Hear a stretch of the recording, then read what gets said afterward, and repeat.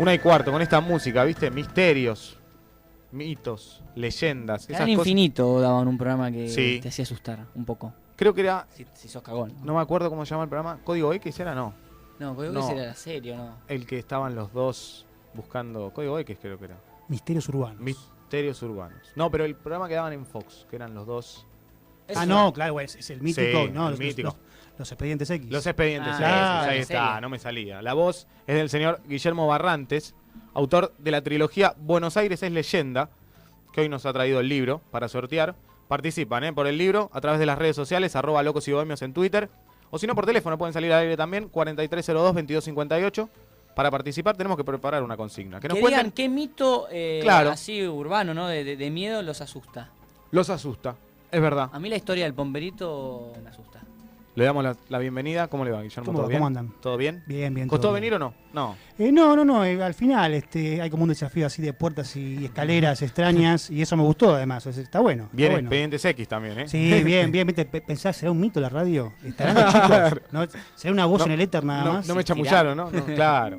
Vos sos periodista también, te conducís un programa de radio, guionista de televisión también. Hicimos un poco todo eso. No estoy haciendo todo eso ahora. No, pero... Sobre todo soy escritor. Escritor. Estoy con novelas, con cuentos, siempre escribiendo. Por supuesto, los mitos urbanos me atraparon y estamos trabajando con Víctor Covielo, que es otro autor, en una cuarta parte, ¿no? Hoy la que tenés hoy, que traje la tercera. Mitos urbanos de una ciudad misteriosa. Exactamente. Así que sí, digamos que traté de llevar los mitos urbanos, las historias y literatura, por supuesto, a radios, a televisión, a diarios, a todo lo que pude. ¿Y la idea cómo arranca? ¿Cómo fue que dijiste, bueno, vamos con los mitos? Y sabes que arrancó en algo así. Arrancó en un programa de radio de Loma de Zamora, yo soy de allá, ¿sí? De zona sur. Y bueno, ya de por sí soy un enfermo del género de la ciencia ficción, el terror, la fantasía. Uno de mis maestros fue Sábado de Superacción, ¿no? Que era un clásico de los sábados a la tarde, en los años 80. ¿Qué te pasaba en películas que, no sé, te podías topar con una de western, la última de John Wayne, como Sonta del monstruo de Venus, ¿no? Era una kermés del bizarro, del delirio, maravillosa, ¿no? Tomando la leche, viendo eso era sensacional, un sábado increíble. Claro. Y bueno, de ahí el cerebro se fue transformando, ¿no? Me fui enfermando por todo eso, por suerte. Me convierto en escritor y como escritor el mito urbano, la leyenda urbana, el mito y la leyenda en sí, ¿no? Y el urbano como subgénero más cercano a nosotros. Es apasionante para un escritor ver cómo las historias van, vienen, evolucionan delante tuyo, cómo la gente misma le agrega cosas, le saca elementos, eso es fundamental. Exagera. Además el porteño, ¿no? El argentino todo ama quedar bien en una fiesta, ¿no? Si no se contó una de cowboy, yo tengo una mejor todavía. Es que esa es la base, ¿no? Esa es la base, claro. Es que muchas veces con Víctor nos encontrábamos cuando investigábamos las historias con esto de, pero un enano vampiro. Claro. ¿Te parece que puede ir en el libro? No sea muy bizarro, no sea demasiado. ¿Cómo lo conociste a Víctor? Y a Víctor lo conozco en un taller literario hace ya un tiempo largo, éramos los dos pebetes de unos 20 años y lo conozco. Él salía de su clase y yo entraba a la mía, ¿no? Y ya ahí había como una especie de química monstruosa entre nosotros, una especie de de miradas vampirescas. Y bueno, de ahí toda la gente del taller nos juntábamos a veces para ir al cine, a ver una película, por supuesto, de terror. Claro. ¿No? Y ahí empezamos a charlar, vimos que nos gustaba mucho todo este género fantástico. Yo empiezo haciendo este programa de radio, como les decía, en el año 2001, Babel se llamaba. Babel. ¿En qué radio era? En Radio Suburbana. Radio Suburbana. Exacto. En San José específicamente. Lo hacíamos con Diego Ruiz Díaz, que es un amigo mío que sigue trabajando en radio. Y una de las columnas, era un magazine, ¿no? Hacíamos un poco de todo, yo hasta imitaba a un japonés, imagínate lo que es. Bien. Chichón se llamaba. Pero bueno, la columna que más me apasionaba era Expedientes de Ser, en homenaje a José de Ser, ¿no? El periodista que perseguía a pomberos, como acá el amigo nombraba. Y bueno, en ese Expediente de Ser lo que hacíamos era plasmar mitos urbanos de la zona, ¿no? Loma de Zamora, San José, Temperley, Banfield. Y bueno, y ver cómo la gente respondía, cómo la gente se involucraba con estas historias que las tenía cerca. O sea, no tenía que irse al Olimpo griego para verificarlas, ¿no? Un lugar imposible. Y el primer mito y la primera leyenda, ¿te acordás? Que llegó llegó a oídos tuyos y después que lo sacaste de la radio. Primera no, pero te puedo nombrar una que es como una especie de mito dentro de nuestro universo con Víctor, porque fue una de las que yo le llevo a él para presentarle el proyecto, ¿no? Para decirle, mira, quiero hacer esto, quiero que hagamos esto en papel, ¿no? Y yo le llevé en un cassette le llevo grabado un mito de un cieguito, el cieguito de Banfield. El cieguito de Banfield. El cieguito de Banfield, que bueno, el mito cuenta que hay un cieguito, lo siguen contando, por supuesto, que está paradito o sentado en una esquina de algún lugar de Banfield, dicen que en la zona céntrica, en la calle Maipú, Rodríguez Peña, por ahí anda el hombre. Y bueno, está esperando que alguien solidario se apiade, le agarre la mano y lo ayude a cruzar la calle. La persona que hace esto, bondadosa, cruza la calle, pero no termina nunca de cruzar la calle. Llegan hasta la mitad del asfalto, el cieguito le aprieta la mano, lo mira detrás de esos lentes negros, ¿no? De los ciegos, y entonces la persona se da cuenta de que cometió un error, el último error de su vida, porque el ciego desaparece y aparece un colectivo, un camión o lo que ustedes quieran, aparece de repente por la calle a toda velocidad y la persona solidaria pasa a mejor vida, ¿no? Increíble. El ciego de Banfield. El ciego de Banfield. El cieguito de Banfield. Mirá lo que era el cieguito, ¿no? Entonces, bueno, ese fue nuestro mito, el año cero de Buenos Aires es leyenda, ¿no? Claro. Y ahí Víctor picó. Sí, además, como te digo, él como yo, ella tenía una carpeta con historias, con mitos, yo sabía de eso y sabía que el tema le apasionaba, éramos los dos enfermos de lo mismo. ¿Y de los dos, vos le contaste primero el mito a él o él te contó un mito primero? Porque viste, también está, ¿sabes la que tengo yo? Claro, no sabes la que me pasó a mí. Sí, no, o sea, historia siempre, era una especie de combate de historias, una tras de la otra, nunca sabíamos quién verseaba más que el otro. Siempre juntarnos era eso, ¿no? Y hablar de películas y de las cosas que nos siguen apasionando. Pero bueno, aquel mito, aquel cassette que tengo por ahí todavía en algún folio guardado, bueno, fue el disparador de todo esto. ¿Y cómo se lleva a cabo a escribir, ¿no? Ese mito, digamos? ¿Cuáles son las fuentes que ustedes recurren cuando tienen un mito, sea el de Banfield o algún otro? Y mira, porque como vos decís, no, son mitos, son historias que se cuentan de boca en boca, que se agrandan, que se achican, que se dicen algo de más, algo de menos. Exacto. ¿Cómo llegás a reunir toda esa información? Y bueno, o sea, primero lo que hicimos fue llevar el terreno, ¿no? El campo de trabajo a Capital Federal, ¿no? Porque no solamente porque nos convenía, porque las editoriales nos iban a dar más bola, ¿no? Es sacar por ahí un libro de mitos de Loma de Zamora, está buenísimo, y ahora estamos en algo de eso, después les voy a contar. Estamos como devolviéndole lo que nos dio a la zona sur y a todo el conurbano, a todos los puntos cardinales, pero bueno, llevamos un poco por eso el tema a Capital Federal y otro poco porque en Capital Federal tenés un universo y cada barrio es un cosmos de por sí y o sea, a unas cuadras tenés historias de diferente matiz que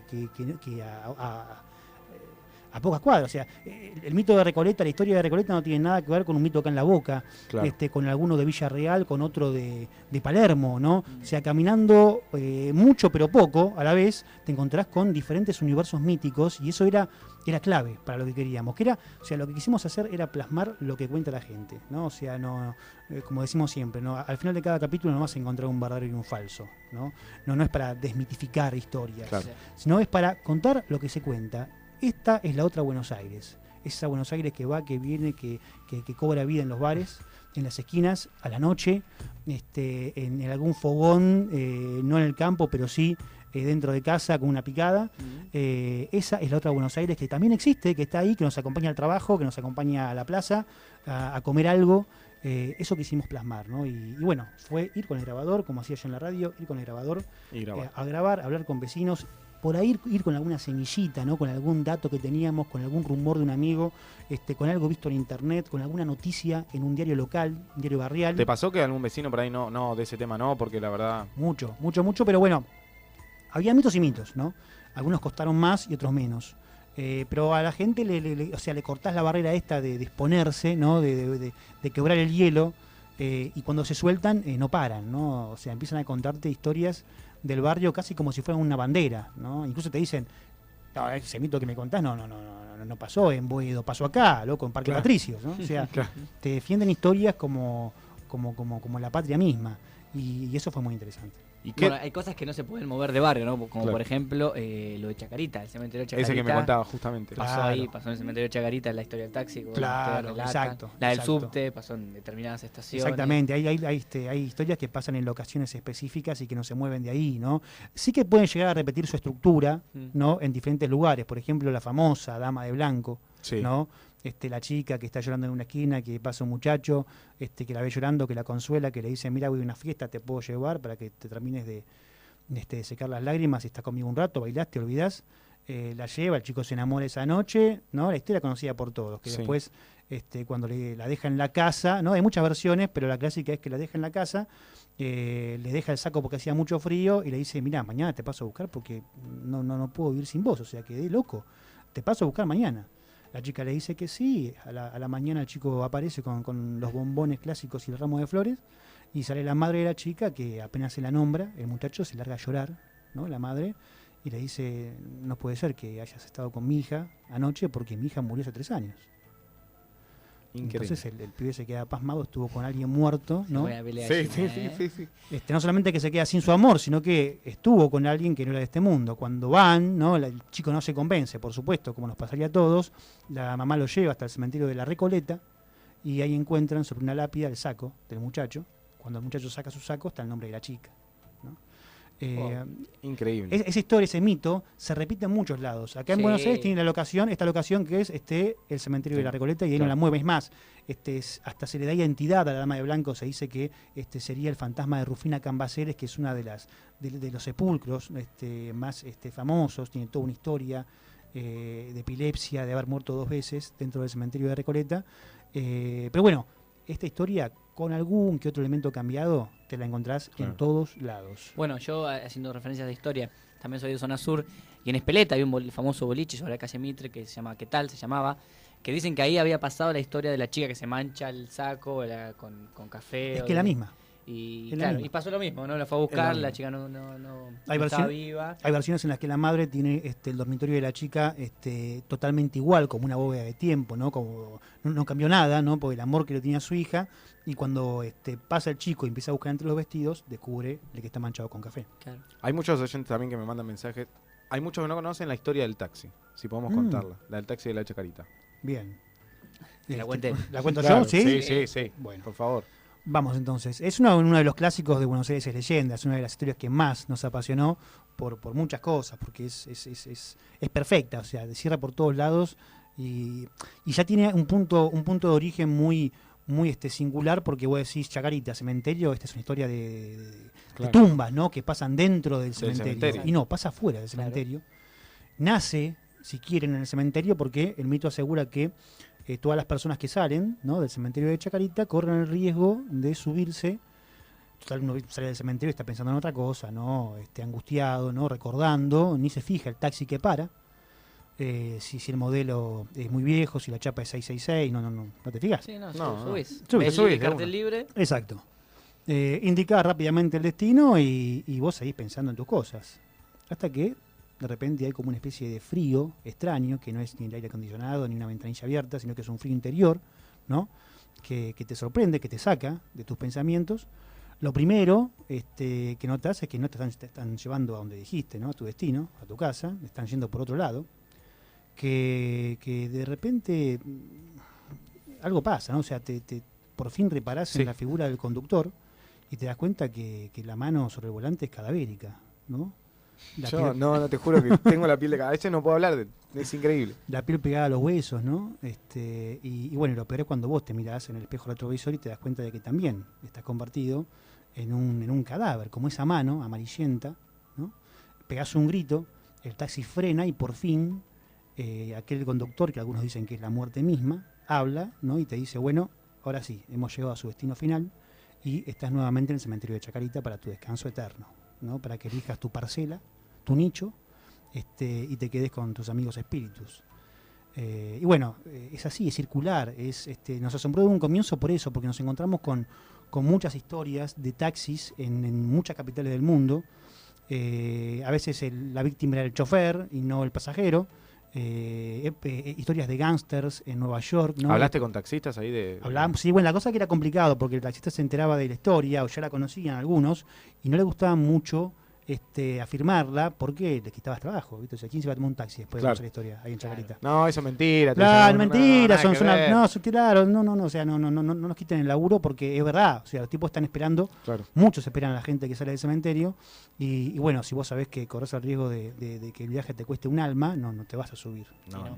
ni ¿Y a con gancho. pasajeros llegaron a hablar con Sí, alguien que- llegamos a hablar y llegamos hasta el reportaje del mito que plasmamos en el libro, que es a un tal Loco Sandoval, ¿no? Que bueno, Nombre bien porteño, ¿no? bien, el Loco Sandoval, que supuestamente había sido el único, o al menos el del que hablaban, que había zafado, había subido y había zafado del taxi siniestro, el taxi manejado por la muerte, ¿no? Mirá.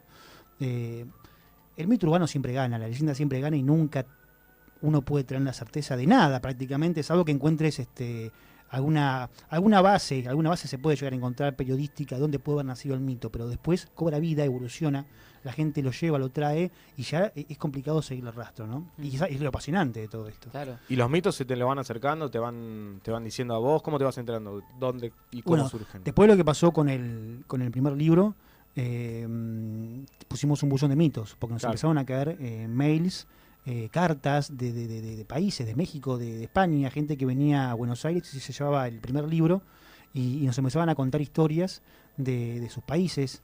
Fue increíble, pusimos un buzón de mitos y es por eso que en el segundo libro, estamos hablando de que el primer libro se editó en el 2004 y el segundo se edita en el 2006. Ahora del primero hay una versión en tapa violeta que es la versión actualizada, ¿sí? Pero bueno, el segundo libro sale con un apartado, un capítulo que se llama Desde el buzón de mitos. Y elegimos 2 historias de los lectores para investigarlas y las que hasta dónde llegamos, ¿no? Bien. Estamos hablando con Guillermo Barrantes, autor del libro Buenos Aires Sí, es estoy todo leyenda. cagado yo. Yo tengo un miedo también. Momento de hacer una tanda. ¿Te quedás, Guillermo? Para contar Si se anima, más sí, me quedo. historias. Yo sí. Vamos a las luces ahora. Sí. Revelamos la apuesta. Tanda y seguimos más con Guillermo Barrantes contando Buenos Aires es leyenda.